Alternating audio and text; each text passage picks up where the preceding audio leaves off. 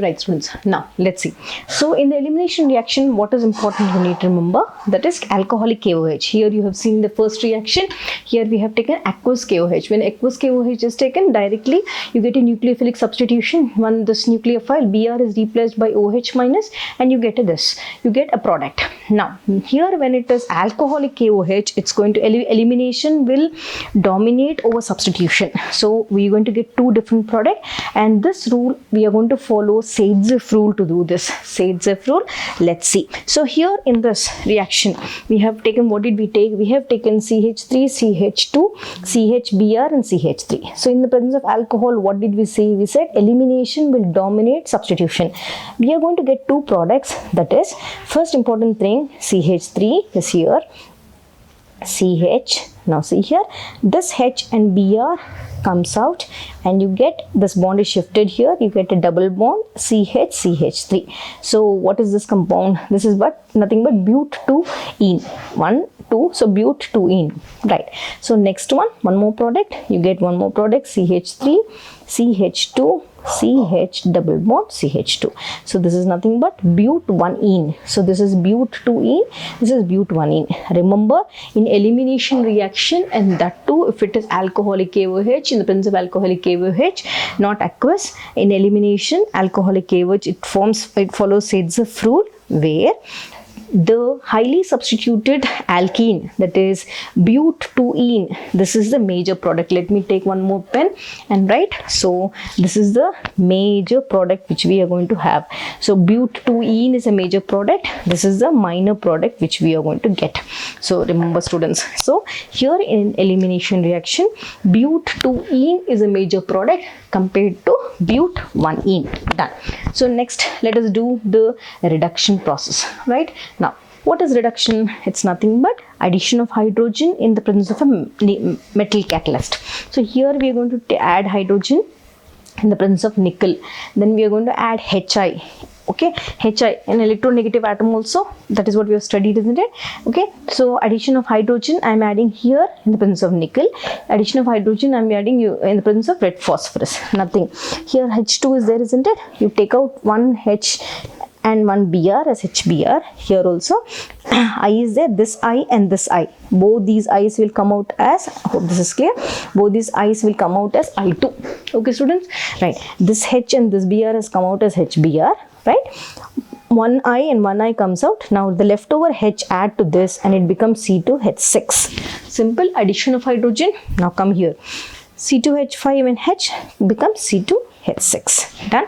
So these are the reactions. So all these reactions are there for the chemical properties of haloalkenes. Done, students? Right. Now let us come back and do the chemical properties of your haloarenes. This is clear, students? Yes. So here the first chemical property, that is nothing but nucleophilic substitution reaction. Whenever you are taking ArCl, there are different temperatures here, 623 Kelvin, 443 Kelvin, just warming. Remember, it's 623 Kelvin when you take ArCl and add sodium hydroxide. What is the nucleophile here? It is nothing but OH minus. Correct, students? OH minus is the nucleophile. Yes. So OH minus is replaced by Cl and we get a product that is nothing but phenol.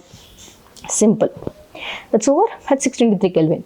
Suppose if you are taking further, means if you are further taking NaOH and you are introducing that, now what is going to happen? Let's see. So here in exam, most of the students get confused. What they do, temperature they'll forget. They will go and write the product simply and come out. But important thing is, they may give you from both the sides. Temperatures they may exchange. They may exchange the nucleophile there. But while studying the reaction, here, see here, all three are sodium hydroxides only. But what is varying there? Here 623 Kelvin is there. Here what is happening? 443 Kelvin is there, isn't it? Here what is happening? You have just warming. So you need to remember the temperatures and go, students. Simply don't go and write. Right? Yeah. Now just see. Here at 443 Kelvin, suppose, now one example I have taken as chlorobenzene. Here, suppose at 443 Kelvin in the exam, they give you a compound that is chlorobenzene with an electron withdrawing group NO2. So I'm going to use this at this place. I'm going to use this also at this place. So at 443 Kelvin, what is happening? This NO2 is an electron withdrawing group. It will start increasing the reactivity or increasing the reactivity of this compound. So immediately the Cl is replaced by OH. So what product do I get? I am going to get, and here it was Cl. Now this becomes OH and NO2, because this is increasing the electron reactivity. Now when you just warm it, just see, it is going to add, just warm, only warming, the nitro group will add to all the ortho, para and ortho positions. Okay, all the three positions it occupies. But here, for getting this, you need to take the three compound, that is chlorobenzene with NO2 here, NO2 here, NO2 here, then only you can get, isn't it? So I'm going to take NO2 on 2,4,6 trinitro aryl halide. So I'm going to take, or 2,4,6 trinitrochlorobenzene. I'm going to take this, and when I warm it, so because NO2 is highly reactive, the Cl is replaced by OH. Simple, isn't it? Done. This is over. Now let us take the next reaction, that is your electrophilic substitution reaction. So it undergoes halogenation, nitration and sulfonation. So Friedel-Crafts alkylation acylation I have done in the name reactions. So halogenation, the electrophile is Cl2. In nitration, the electrophile is NO2. In sulfonation, the electrophile is SO3H. Correct, students? So you will be getting two products. One would be the ortho product. One would be the para product. So both you products you get, ortho is here, para is here. Next, here which is major? Always remember. First, let us name this. What is this? This is called 1,2-dichlorobenzene. This is called 1,4-dichlorobenzene. So, which is major in both? Always remember. Let me take a pen and for you. So, always remember the para product is a major product. Okay, right. Next comes nitration. What is electrophile here? You're going to get an electrophile. Now, what are we going to take? We are going to take chloro. Okay, chloro. And one is orthonitro. Okay, one is 1-chloro 2-nitrobenzene. Next product is 1-chloro 4-nitrobenzene. So what is a major product? As I said, always nitro is a major product. Oh, sorry, the para is a major product. Remember that. Next thing, before sulfonation, the electrophile is NO2. So you're going to take chlorobenzene, and the sulfonation, the electrophile is SO3H. So you going to get one product as ortho. You're going to get one more product. I'll move my page a little bit above. Okay, one more product I get as para. So let us name this compound. This is nothing but, what is this compound? Okay, 2-chloro benzene sulfonic acid. Okay, yes, this is called now 4-chlorobenzene sulfonic acid. What is major? Para is always major, student. Remember, this is major. So these are the nucleophilic substitution reactions and electrophilic substitution reactions. So hope this is clear. We have seen the preparations, we have seen the chemical properties, right? I'll move the page a little bit so that you can note it, students, little bit above also, so that you can have a clear understanding. Right, now in the next video, what am I going to see? Okay, let me keep it for some time so that you can pause your video and see, and then move this towards little bit above. You pause your video, again note it. Right. Now next video, next would be, I'll be teaching the racemization process, that is the stereochemistry part of haloalkane cerebrine in terms of SN1 and SN2 reaction. Right. Welcome, students, to one more session, that is your stereochemistry. So in the previous one, what did we watch? We've seen the chemical properties, isn't it? Right. Now when we see the stereochemistry part of haloalkane cerebrines, basically it's going to, when you see the mechanisms rather, it's going to show SN1 and SN2 mechanisms. I did a detailed video on SN1, SN2 mechanisms. Please watch that video. So here we are going to, I have clubbed both the things. That is SN1 mechanism, which follows racemization. That is, here you're going to get a mixture of both the enantiomeric forms, right? And when it comes to the SN2 mechanism, it is nothing but the stereochemical inversion. Let's see both, right? So when I have to speak about racemization, simple. Suppose you're going to take, first important thing you remember, SN1 follows the order tertiary greater than secondary greater than primary, right? Now suppose if you're going to take carbon with one alkyl group, okay, let me write little bit, I'm sorry, tertiary, one alkyl group here, one more alkyl group, right? So R1 will be here, R2 will be here, R3 will be here. Now here in this case, when I have to draw or pick that symmetry, here I have a nucleophile which is attacking from back. So this is the planar carbocation which is going to affect it. The nucleophile will attack from here, or the nucleophile can attack from here. So when it attacks, you'll be getting two different products, a mixture of both, that is R1, I mean the racemic mixture of both here R2, R1, R3. As I am again saying, I did this video, students, you can watch it very clearly. I did, because now it is only mind mapping, I'm just writing the mechanisms. So these two are enantiomeric racemization products, because students, where there is no inversion configuration, we have just written both the products. So this is called, what is this called? Enantiomeric racemization. Let me write this. This is called enantiomeric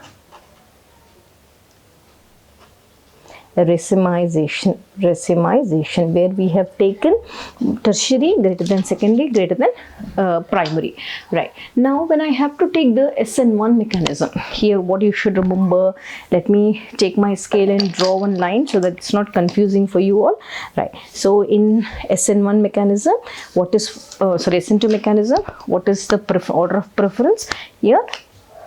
Primary greater than secondary greater than tertiary. Done. Here in this case you're going to take a primary carbocation. So primary means only one alkyl group, right? So primary greater than secondary then tertiary. So for your example, to show the variation in group, here I'm going to take a secondary carbocation, R group, carbon. Now two alkyl groups, R1.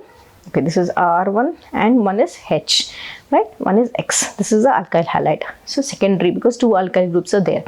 Now when I take a nucleophile, electron rich species, it's going to attack this carbocation from here. What are you going to get? You're going to get a transition state in this way. How does the compound look?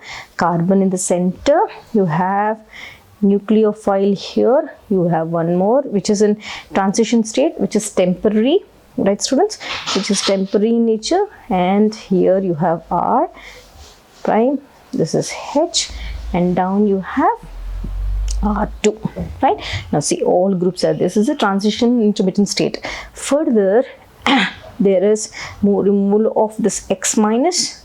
What do you get? Immediately there is an inversion, just like an umbrella, it inverts in the configuration. Earlier H, I'll put the paper a little bit above here, H, R, all both the alkyl groups and the halogens in this side.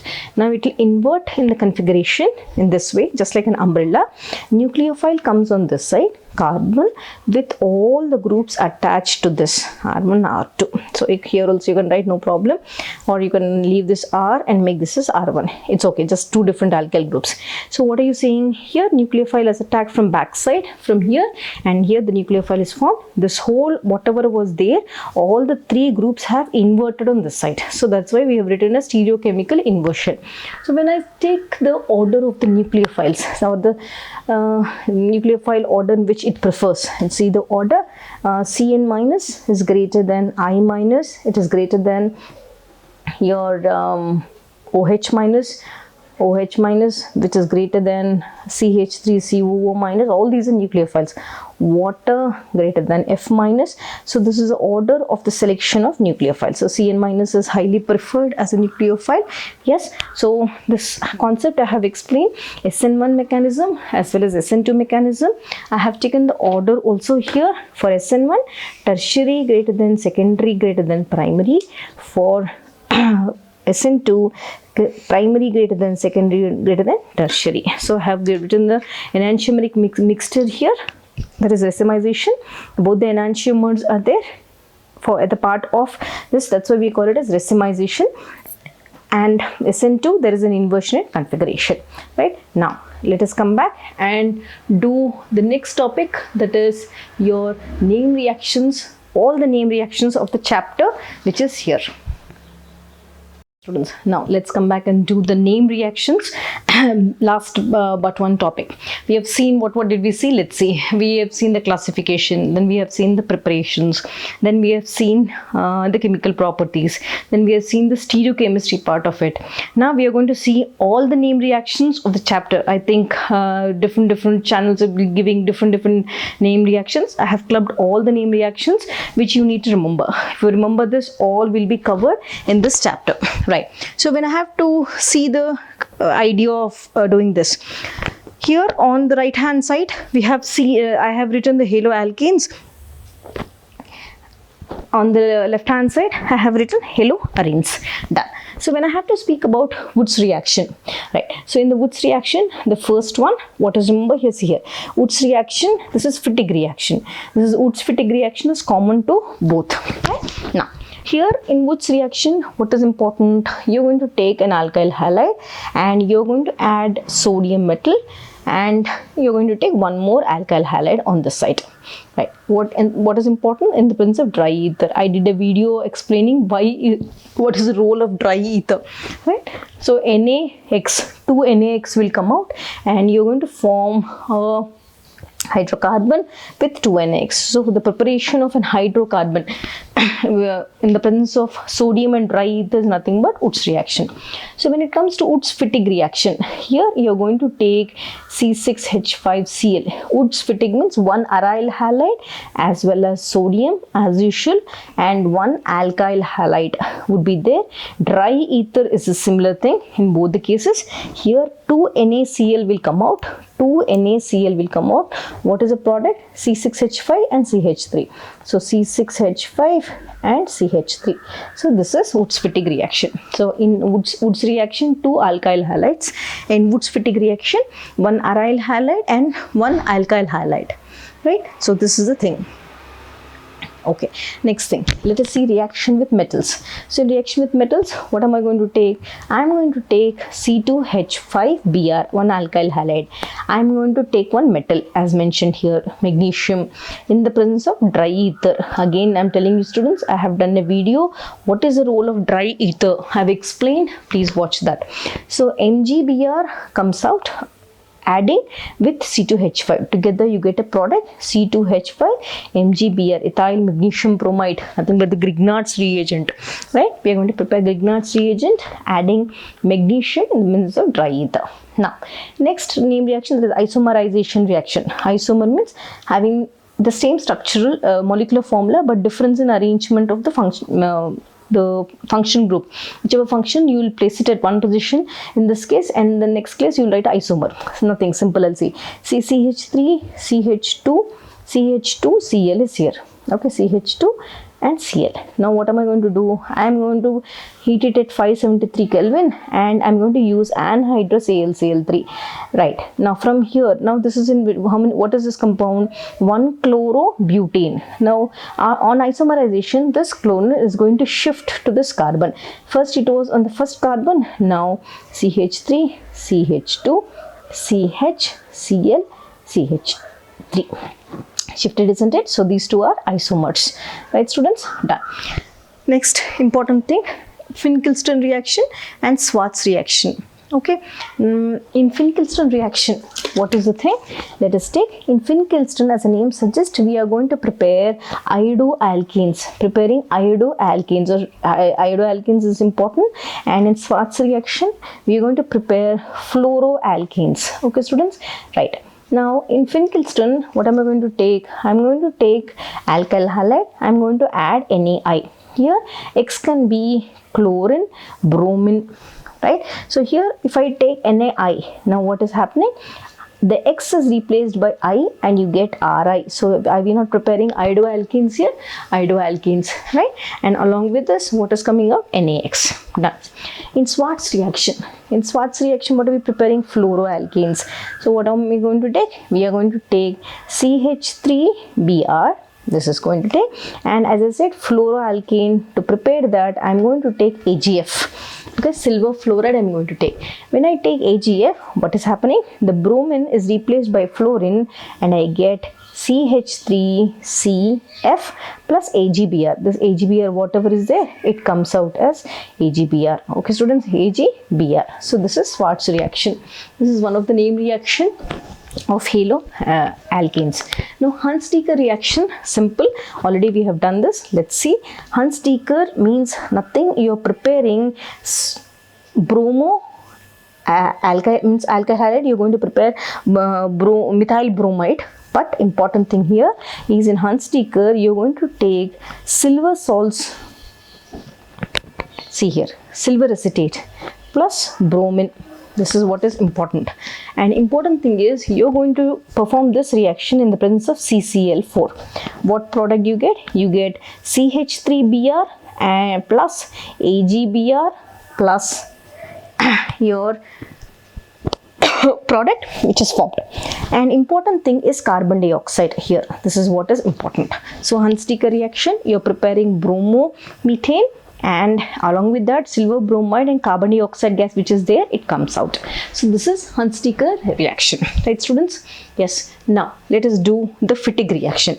So Fittig reaction is nothing. You're going to take two benzene rings, one benzene ring here, along with this two sodiums you're going to take, and you are, two rings and two sodium atoms you're going to take. Here you're going to perform this in the presence of ether. Then you get two benzene rings attached in this way, like this is called as biphenyl. Okay, you can draw it like this also, in this way. Okay, this is biphenyl. Done? Yes, students. Now, so this is Fittig. Fittig reaction means two aryl rings will be there. Wurtz-Fittig means one aryl and one alkyl will be there. Done. So here in Wurtz-Fittig, again the same reaction. Whatever is here, it is similar.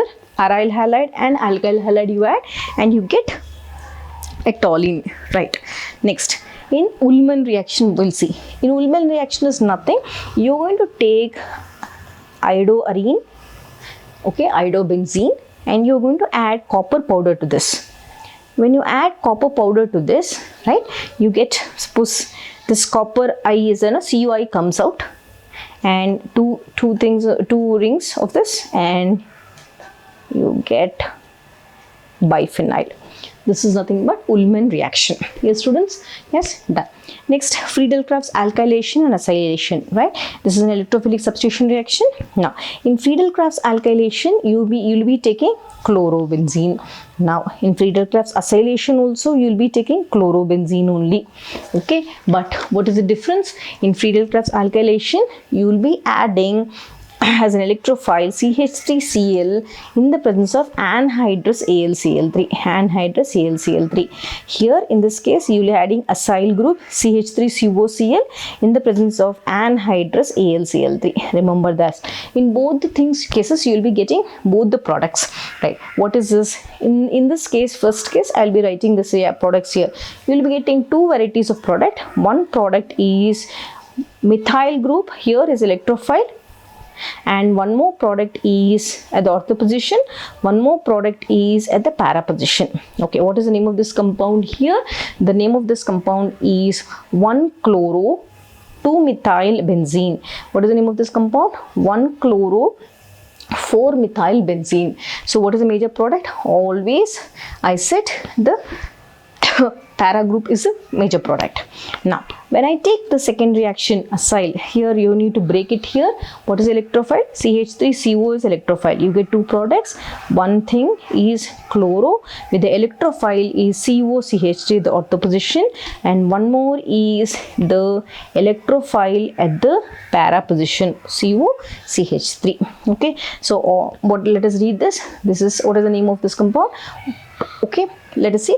Yeah, 2-chloroacetophenone.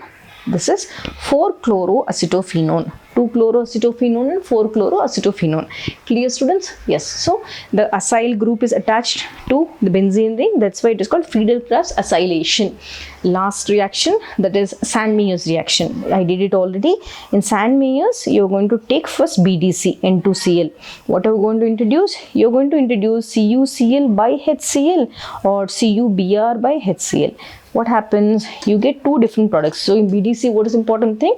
Nitrogen gas comes out. That is important. So both the cases, nitrogen gas comes out. That's why BDC, the product formed, we get the pure form of it. So Cl goes and means what happens? N2 is coming out.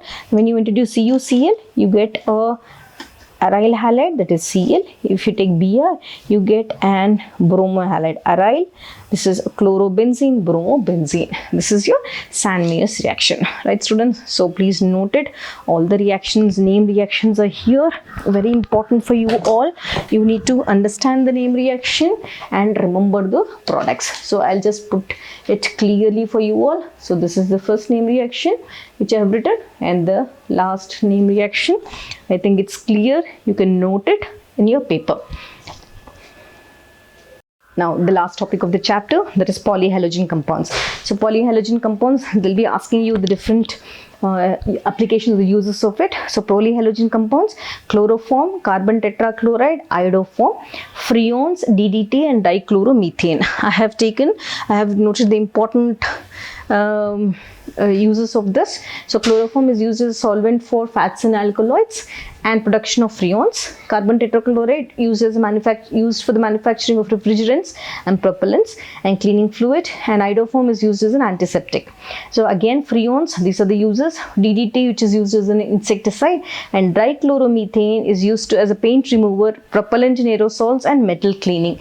So basically, I have done all the topic, students, one after the other. See, this is your polyhalogen compound uses. This is your name reactions. Okay, I'll take out all my papers and tell you again.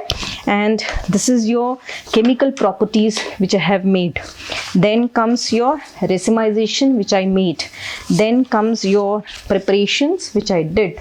Then comes your physical properties which I did, and then comes your classification which I did. So thank you for watching, students. This is the complete video which I have planned for you all. Hope you would have all liked it. Thank you for watching. I'll meet you again with my next video, that is your mind mapping of your inorganic chemistry. Stay happy, stay blessed. Please share it among your friends. Your support is always required for World of Chemistry.